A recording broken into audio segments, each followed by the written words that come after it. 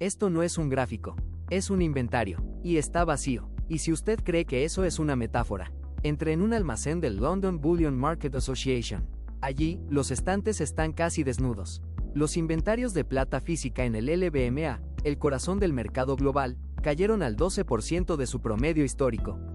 No es una estimación, es un número publicado, el más bajo desde 1979, más bajo que durante la crisis del Hunt Brothers, más bajo que en el pico de la inflación de los 80. Y lo peor, no hay señales de recuperación, solo una línea descendente, implacable, que atraviesa 5 años consecutivos. Esa brecha de 117 millones de onzas, confirmada por el Silver Institute, equivale a vaciar todos los depósitos LBM actuales, 2 veces asterisco. Mientras tanto, en Chicago, algo distinto ocurría. En el CME, la bolsa donde se negocian los contratos de plata más líquidos del mundo, las entregas físicas alcanzaron un récord absoluto en 2025, 142 millones de onzas entregadas. Para comparar, el promedio de los 5 años anteriores fue de 89 millones. No se trata de volúmenes negociados. Se trata de metal real, acuñado, pesado, transportado y depositado bajo custodia. Miles de barras LBMA certificadas, toneladas enteras moviéndose con urgencia, y con escolta armada, porque lo que transportan ya no es un commodity, es garantía física. ¿Por qué? Porque los compradores ya no confían en promesas. Confían en lo que pueden tocar, pesar y verificar bajo luz UV. Y lo hacen por 2 razones claras. Temor a interrupciones tarifarias, especialmente tras las nuevas restricciones a importaciones industriales, y una demanda institucional que ya no espera. Bancos centrales, fondos soberanos, incluso gobiernos regionales, comenzaron a exigir entrega física, no certificados. Y el sistema respondió, con camiones, no con spreadsheets. Ese vacío en Londres y esa presión en Chicago convergieron en un solo punto, el precio. En octubre de 2025, la plata superó los $50 estadounidenses por onza. No fue un rally especulativo. Bloomberg lo confirmó, fue una ruptura física. Los market makers no pudieron cubrir órdenes de entrega. Las refinerías operaron a capacidad máxima, y aún así, rechazaron pedidos. Sin ánodos de plata pura, no hay barras. Sin barras, no hay entrega. Y sin entrega, no hay confianza. Algunos clientes industriales clave recibieron notificaciones de retraso indefinido, hasta que llegue nueva materia prima refinada, y esa materia prima no existe en inventario. Otros, simplemente, no recibieron respuesta. Esa cifra no refleja codicia, refleja fracaso logístico, refleja la imposibilidad de cumplir, cuando los camiones regresan vacíos, cuando las listas de espera superan las 14 semanas, y cuando los ingenieros solares en Shanghái reprograman fechas de producción porque sus contratos de plata siguen sin ser ejecutados. Y aquí está lo que nadie mide. Mientras los analistas discuten tasas de interés y los traders siguen el oro, nadie audita los depósitos.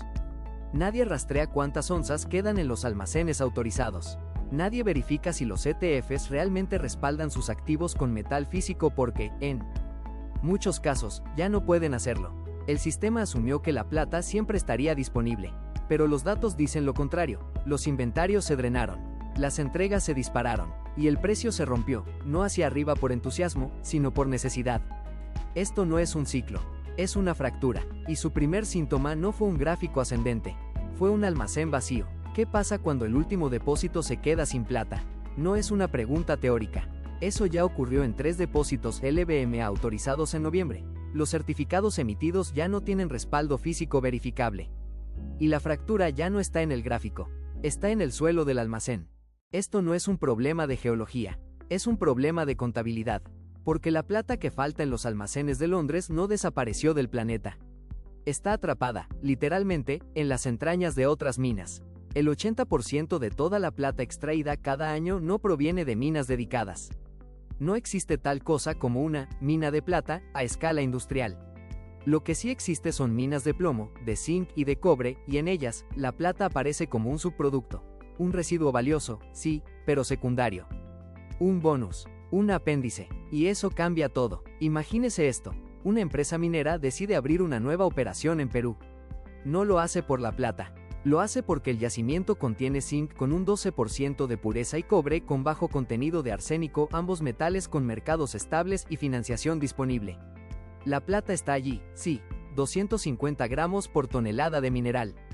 Pero si el precio del zinc cae un 15%, o si los costos de energía suben un 20%, esa operación deja de ser viable, y con ella, desaparecen miles de onzas de plata que nadie planeó extraer. Y eso no es hipotético. Desde 2021, la producción global de plomo cayó un 12%. ¿Por qué? Porque tres grandes minas, Lishin en Irlanda, Red Dog en Alaska y San Cristóbal en Bolivia, cerraron o redujeron su ritmo. Ninguna fue cerrada por agotamiento. Fueron abandonadas por falta de rentabilidad. Y con cada una, se evaporó su flujo de plata, más de 11 millones de onzas al año. Solo de esas tres. Pero el problema va más profundo. La inversión en nuevos proyectos de metales base, plomo, zinc, cobre, se desplomó un 37% desde 2012. Según datos de S&P Global y el Silver Institute, el capital destinado a exploración verde, es decir, a descubrir y desarrollar nuevas minas, ha estado en caída libre durante más de una década. No hay pipelines, no hay proyectos avanzados, no hay permisos en trámite que prometan aumentar la oferta antes de 2035. Y aquí está, la verdad incómoda. Incluso si hoy se aprobara un proyecto minero gigante, tardaría entre 10 y 15 años en producir su primera onza de plata. Porque primero hay que hacer estudios de factibilidad, luego obtener licencias ambientales, luego construir infraestructura, carreteras, plantas de procesamiento, líneas eléctricas, y solo entonces, empezar a excavar. Y ninguno de esos proyectos en desarrollo tiene como prioridad la plata. Ninguno, porque la plata no paga los préstamos. El cobre sí, el zinc sí, el plomo, a veces.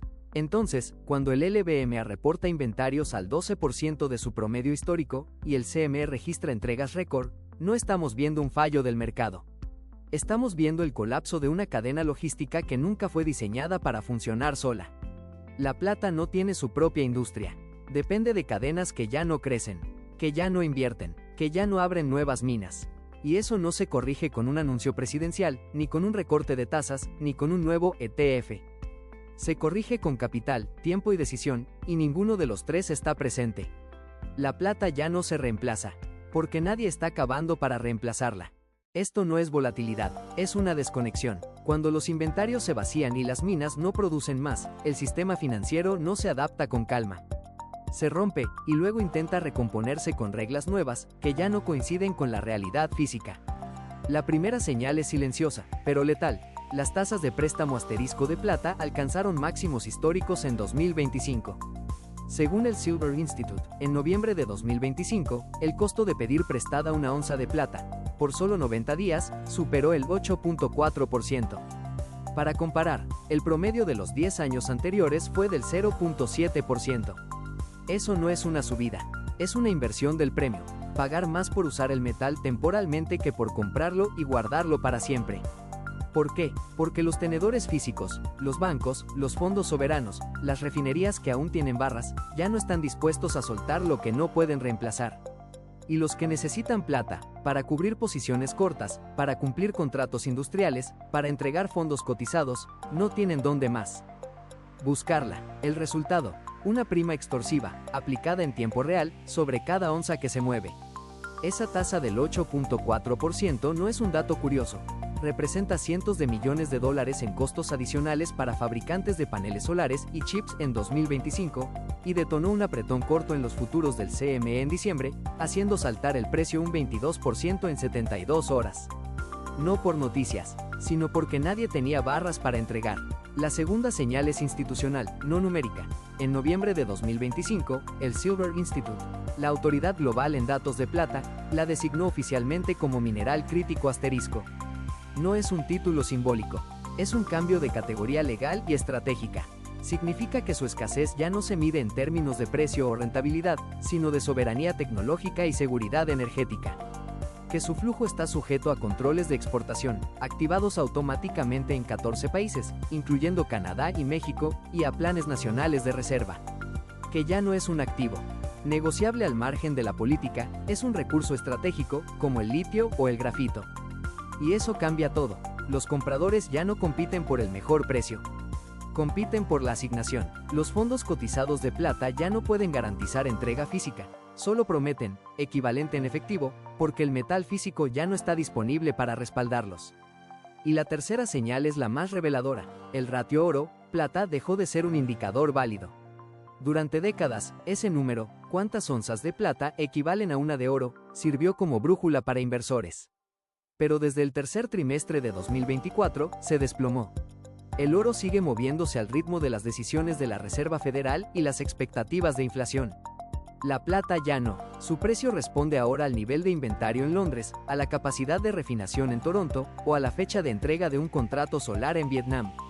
Son dos mercados operando en frecuencias distintas asterisco. Uno escucha a los banqueros centrales, el otro escucha a los ingenieros de planta. Inversores que usaban ese ratio para comprar barato, ahora reciben órdenes de cobertura forzada, sin aviso, sin liquidez, sin salida. Esto no es un fallo del mercado, es su evolución forzada, cuando el papel ya no puede reflejar la realidad, porque la realidad ya no tiene suficiente metal para respaldarlo, el sistema no se corrige. Se reconstruye, y lo hace con reglas nuevas, más duras, más físicas. Una frontera entre lo que el papel promete y lo que la física permite. La plata ya no se rige por las mismas reglas que el oro, el cobre o el petróleo. Porque ya no es un commodity, es una frontera, y estamos cruzándola. Ya cruzamos esa frontera, y lo que encontramos al otro lado no es un mercado, es una infraestructura estratégica. Porque la plata ya no se valora por su brillo ni por su historia. Se valora por los gramos que faltan en una cadena de producción. Por los paneles solares que no se instalan. Por los chips que no se fabrican. Por las decisiones que ya no pueden tomarse sin su presencia física. Esa brecha de 117 millones de onzas, confirmada por 5 años consecutivos, ya tiene una traducción industrial exacta: 3.7 millones de paneles solares no fabricados en 2025. Cada uno requiere 30 gramos de plata. Sin esos gramos, no hay conductividad eficiente, no hay conversión óptima de luz solar, no hay cumplimiento de metas nacionales de energía limpia.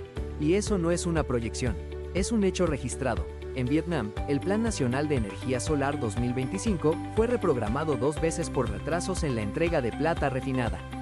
En India, los fabricantes locales reportaron una caída del 42% en la producción de células fotovoltaicas en el tercer trimestre, no por falta de demanda, sino por ausencia física del metal. Y esta no es una crisis aislada de energía, es un síntoma de una redefinición sistémica. Porque mientras el dólar sigue representando el 46% de las reservas globales, según Bloomberg, junio de 2025, y su peso relativo se desgasta año tras año, la plata ya no se mide contra él. Se mide contra la soberanía tecnológica y energética. Su estatus de mineral crítico asterisco, declarado oficialmente en noviembre de 2025, ya activó controles de exportación en 14 países. Canadá ahora exige licencias especiales para embarques de plata fuera de Norteamérica.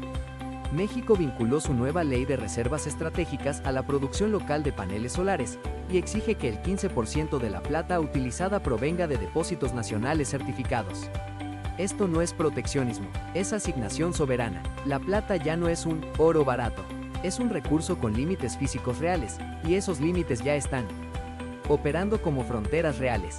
No hay más plata disponible para comprarla, solo hay plata disponible para asignarla. Y esa asignación ya no la dicta el precio. La dictan los ministerios de energía, los comités de defensa y los bancos centrales, que ahora incluyen plata física, no como activo financiero, sino como componente crítico, en sus reservas estratégicas. Esa es la diferencia fundamental. El oro protege contra la depreciación del dinero. La plata protege contra la interrupción de la civilización técnica. Un país puede sobrevivir sin oro en sus arcas, pero no puede fabricar baterías de estado sólido, sensores militares de alta precisión o redes eléctricas inteligentes sin plata física.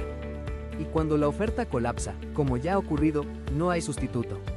No hay alternativa, no hay tiempo para innovar alrededor de la escasez. Entonces, su revaluación no será gradual, será extrema, porque no depende de la inflación, ni de las tasas de interés, ni del sentimiento del mercado. Depende de la brecha entre lo que el mundo necesita construir y lo que la geología, la logística y la política ya no permiten extraer. Esto no es un refugio, es una frontera, y ya está vigilada.